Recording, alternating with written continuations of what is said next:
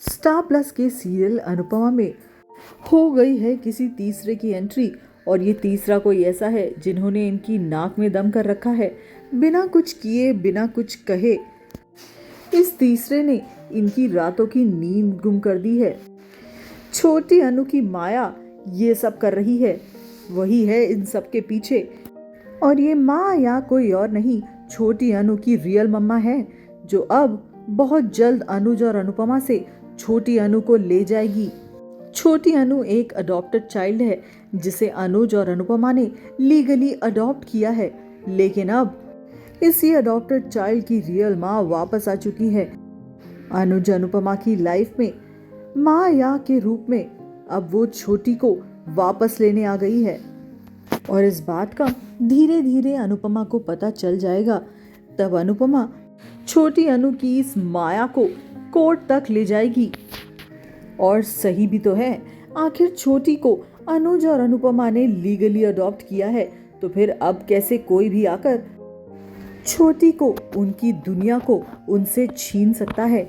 इसलिए अनुपमा ये कदम उठाने वाली है।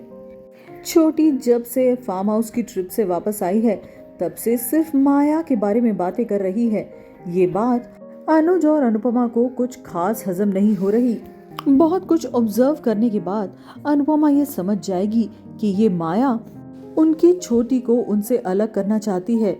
उधर सीरियल में अगर बात करें तो बा ने अपना काम कर दिया। उन्होंने अनुपमा को बिना किसी मतलब के इतनी बड़ी बद्दुआ दे दी कि उसका परिवार बिखर जाए। वनराज ने ये सब सुन लिया। शाह परिवार का सुख तो छिना ही है, साथ में कपाड़ियास का भी सुख चैन अब छिनने लगा है।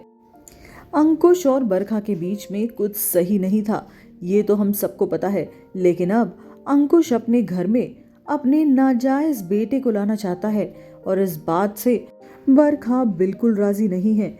ये बात बरखा अनुज और अनुपमा के सामने साफ साफ करती है, जिसको सुनकर अनुज और अनुपमा के चेहरे के रंग ही उड़ जाते हैं, क्योंकि उन दोनों को इस बात का आइडिया बिल्कुल नहीं था।